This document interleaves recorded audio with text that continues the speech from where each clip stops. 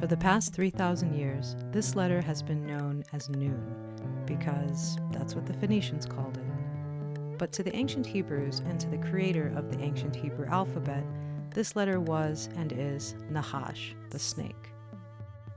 Why was the name changed from Nachash to Nun? Why is there a snake in Father's alphabet? And why do most people who study ancient Hebrew think that this letter is a picture of a seed and not a serpent? We'll discuss all of that and more in today's episode. But first, know this. If you're not a big fan of snakes, that's okay. You're in good company. When Father first turned Moses' staff into a Nachash, Moses ran. But he got used to it.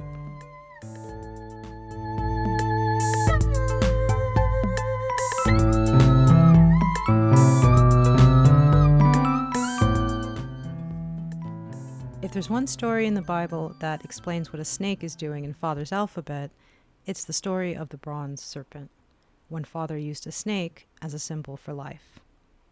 The event takes place during Israel's wandering in the wilderness and was recorded for us by Moses. We'll listen to a few verses, then talk about the meanings of the letter Nachash. And they journeyed from Mount Hor by the way of the Red Sea to compass the land of Edom. And the soul of the people was much discouraged because of the way.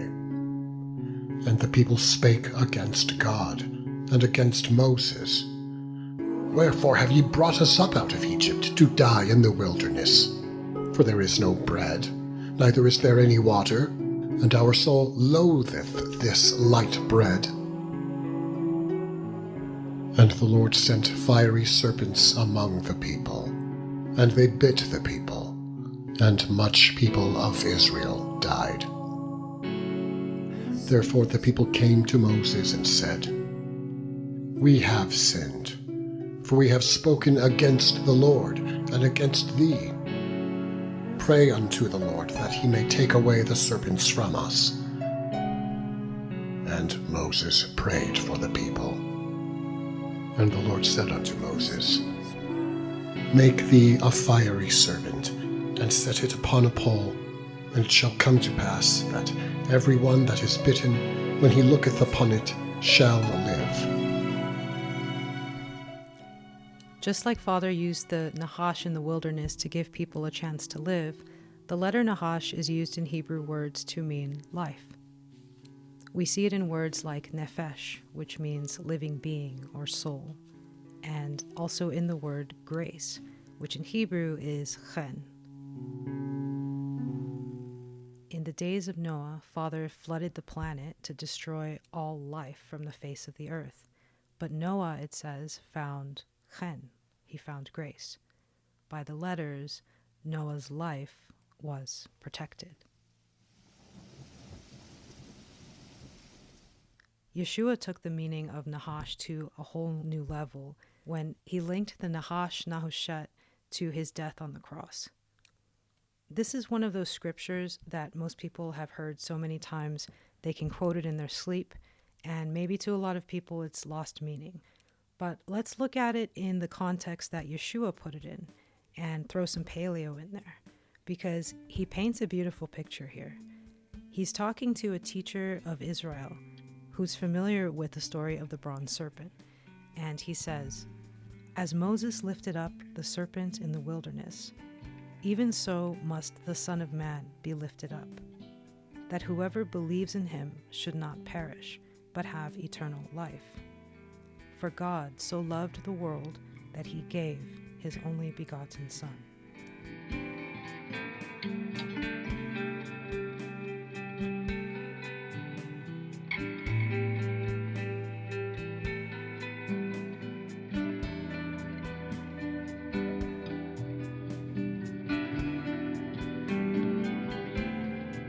One of the uses of the letter Nachash in Hebrew words is to describe things that are bright and reflective, like snakeskin. Besides the word bronze, Nahoshet, which we saw earlier, there are many words used to describe the brilliance around Father, which use the letter Nachash. The prophets Ezekiel and Daniel describe his throne as a burning, fiery flame. The word for fiery in Hebrew is nir, Above his throne are sparkling seraphim angels, and the word for sparkling is nitzim. And it's written that those seraphim look like nahoshet, like brilliant copper. Father himself is described as having brightness all around him, and the word for brightness in Hebrew is nogah. These descriptions were all written at a time long before light bulbs and all the different types of light that we're used to today. Back in those days, if you wanted to describe something that was bright, your points of reference were things like the sun and fire and Nachash.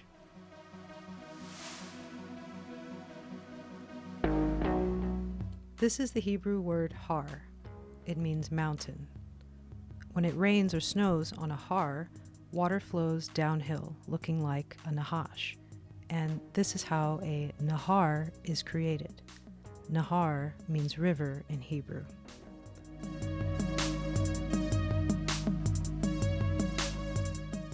This is the word Negev. It's the name of the desert in southern Israel.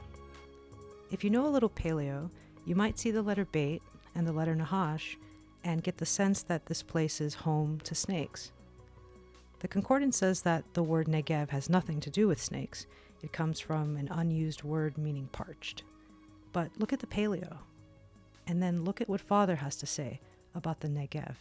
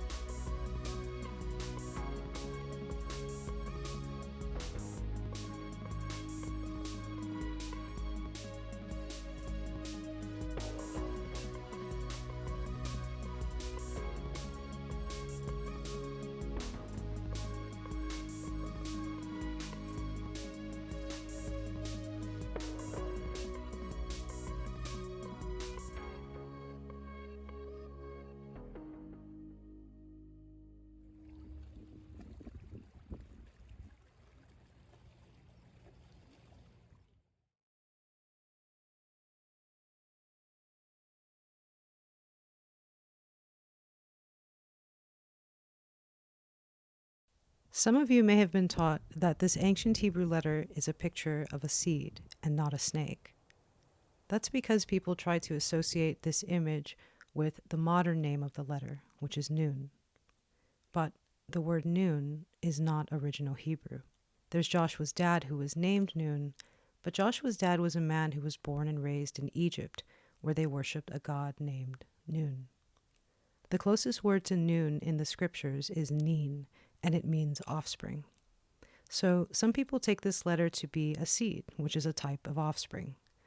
There are a few problems with this. The word seed is used all throughout the scriptures, and it's always written as zerah, not nin. It's also pretty common knowledge that despite this letter being called Nun for the past 3,000 years, the original picture was a Nachash, a snake. And most importantly, the words speak for themselves. Take the word snakebite, for example. It starts with the letter Nachash and the letter Shin. Shin means teeth in Hebrew. So what's involved in a snakebite? Is it snake teeth or seed teeth? You be the judge. All of this confusion started with the Phoenicians when they chose to change the name of the letter from Nachash to Nun. For 3,000 years or so, no one has really seemed to mind.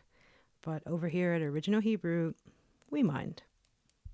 The Phoenicians are the same people who, for most of modern history, have been given credit for creating Father's alphabet. And they're not around to set the record straight. So we'll give it a try here today.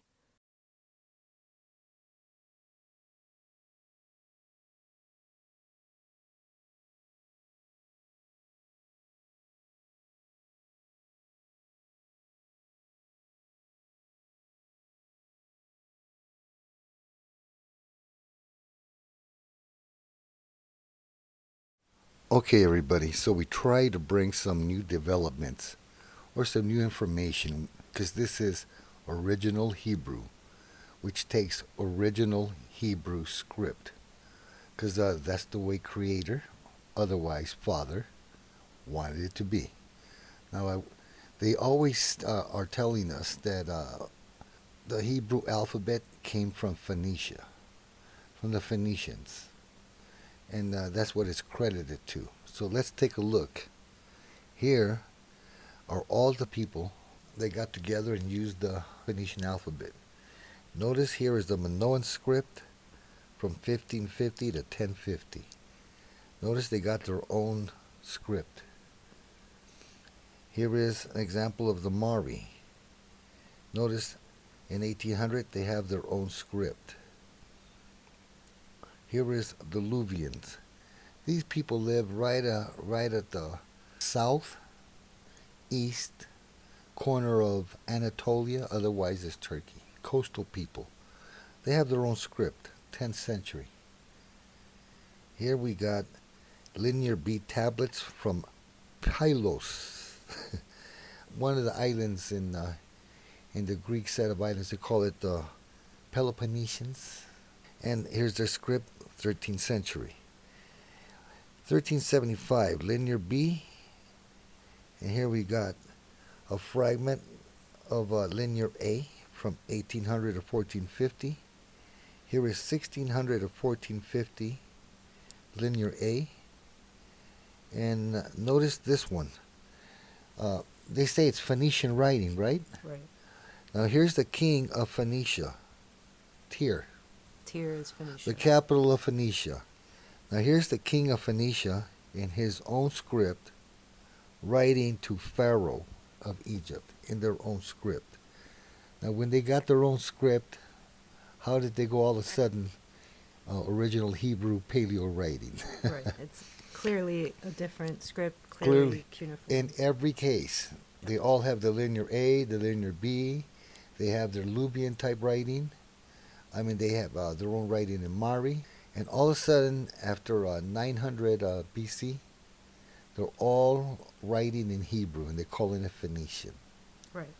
Well, I smell a rat. Okay. And these are the people that turned the letter Nachash into Nun.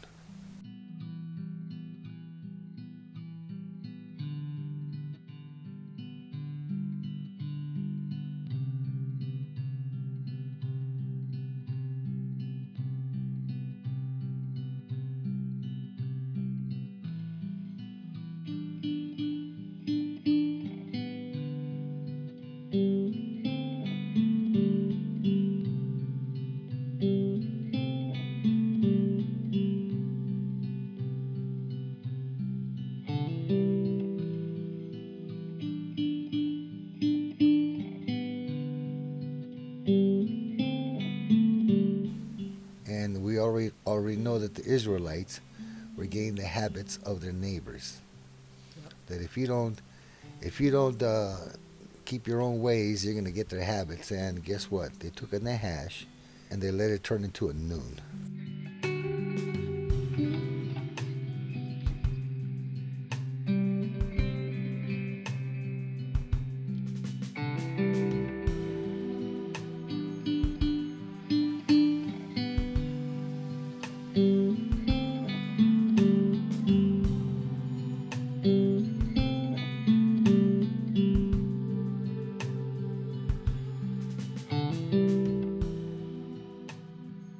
It's always been snake to Israel. Yeah. It's always been snake to the Israelites. But when you're using it for a merchant navy and to sell brands, yeah, look at you go. What brand is it? Oh, this Nachash brand. What does that mean? Snake brand? Oh no. No thanks. No thanks. Now watch. There's a really ugly crab that nobody wanted to eat. It was called spider crab. It was all over the ocean and no one wanted to touch it because it's spider crab. Some guy from Japan went and renamed it king crab, and now everybody eats it. So you don't sell Nachash brand, you sell Nun brand. Nun brand. Now what does Nun mean? They say it means fish in Phoenician. Really? Yeah. Well, fish brand instead of snake brand sells better when you're a merchant. So it's a business decision. It's a business decision because it's always been Nachash. The letter Nun was originally Nachash. We're still going to call it noon, though, right? We'll call it Nun, but for original Paleo, Nachash. In the garden, there was every kind of animal, but the one he said to watch out for the most is Nachash, the snake. Now this snake walked, talked, did everything, right? Nachash. Then he got punished, and he has to be on the ground. However, that snake in the middle of the Garden of Eden is sanctioned by Father to be there. And you're supposed to listen to Father and not go to the middle of the garden and have dinner with Nachash. Right. Okay? So they did, and they had a problem with Nachash. And there you have it. Don't have dinner with Nachash, and you won't have a problem with Nachash. Next time around, we'll talk about the fallout from that famous dinner, and we'll also discuss the days to come when the curse is lifted. See you guys.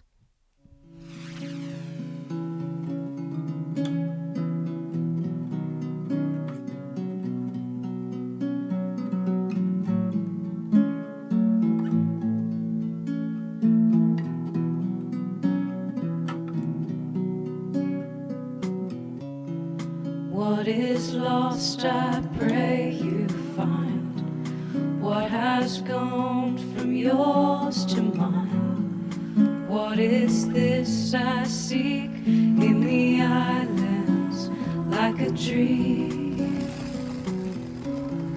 Jealous of your space and time, we chase fortunes and sublime. Home is brilliant streets after ages, after seas. Father of brilliant lights on your street, I'm longing to bless the Lord, oh my soul. Here's an ear to hear the truth. It forever wants to do. Can I stay with you in your house of many rooms? Guided by some mystery, is my way so well defined, and eternity here is Eden like a dream.